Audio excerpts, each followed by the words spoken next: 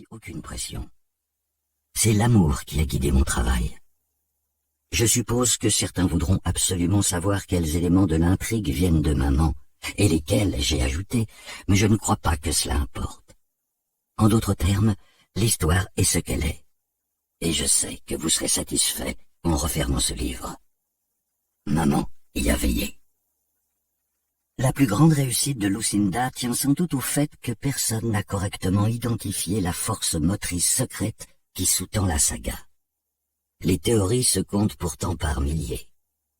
Atlas récompensera celles et ceux qui aiment les romans depuis le début. Mais il y a également une nouvelle histoire, bien qu'elle ait toujours été là, cachée discrètement au milieu des 4500 premières pages. Peut-être n'ai-je fait qu'ôter l'écran de fumée. Travailler sur Atlas, l'histoire de Passault, a été le défi et le privilège de toute une vie. Il s'agit du cadeau d'adieu de Lucinda Riley, et je suis si impatient de vous le livrer. Harry Whittaker, 2022. Il y a plus de choses dans le ciel et sur la terre, Horatio, que n'en rêve votre philosophie. William Shakespeare.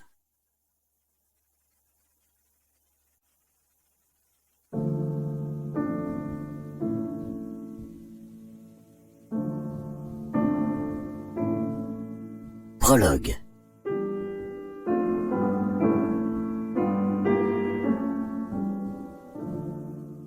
Tobolsk, Sibérie, 1925. Alors qu'une bourrasque de neige s'élevait devant eux sous l'effet du vent glacial, les deux jeunes garçons resserrèrent leurs manteaux de fourrure usée autour de leur visage. « Allez !»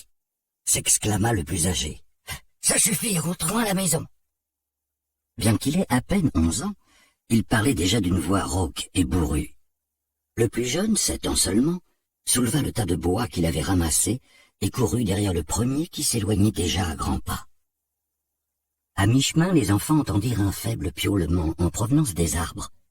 L'aîné s'immobilisa. « Entends-tu ce bruit ?»« Oui, » répondit le cadet. « Pouvons-nous rentrer à la maison, s'il te plaît? Je suis fatigué. » Le poids du fagot lui faisait mal au bras, et il était transi de froid. « Cesse de pleurnicher, » répondit le plus grand d'un ton sec. « Je vais mener l'enquête. » Il se dirigea vers un bouleau et s'agenouilla. À contre-cœur, son compagnon le suivit. Devant eux, gisant sur la terre dure, un bébé moineau, pas plus gros qu'une rouble, se tortillait désespérément. « Il est tombé du nid, » soupira l'aîné. « Ou plutôt, je me demande si... » « Écoute. » Les deux garçons attendirent en silence dans la neige et finirent par entendre un cri aigu au-dessus de leur tête. « C'est un coucou !»« Comme dans les horloges ?»« Oui, mais ce ne sont pas des créatures sympathiques. Le coucou pond ses œufs dans le nid d'autres oiseaux. Puis quand l'oisillon sort de sa coquille, il pousse les autres par-dessus bord. Voilà ce qui s'est passé ici, » expliqua-t-il en reniflant. « Oh non !» s'attrista le plus jeune en se penchant pour caresser doucement la tête de l'oiseau de son petit doigt. « Ça va aller, l'ami, nous sommes là maintenant. Peut-être pouvons-nous le remettre chez lui en escaladant l'arbre » ajouta-t-il à l'intention de son compagnon en tentant de repérer le nid.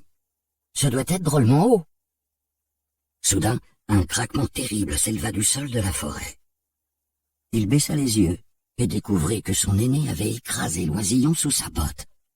« Qu'as-tu fait ?» s'écria le petit garçon avec horreur. « La mère ne l'aurait pas accepté. Mieux vaut le tuer tout de suite. »« Mais tu n'en sais rien. Nous aurions pu essayer, » répondit-il en sentant des larmes lui piquer les yeux. L'aîné leva une main pour écarter les protestations. « Cela ne sert à rien d'essayer quand quelque chose est voué à l'échec. C'est une perte de temps pure et simple. Allez, rentrons. » Il se remit en route vers le pied de la colline. Le petit garçon se pencha pour regarder l'oisillon sans vie.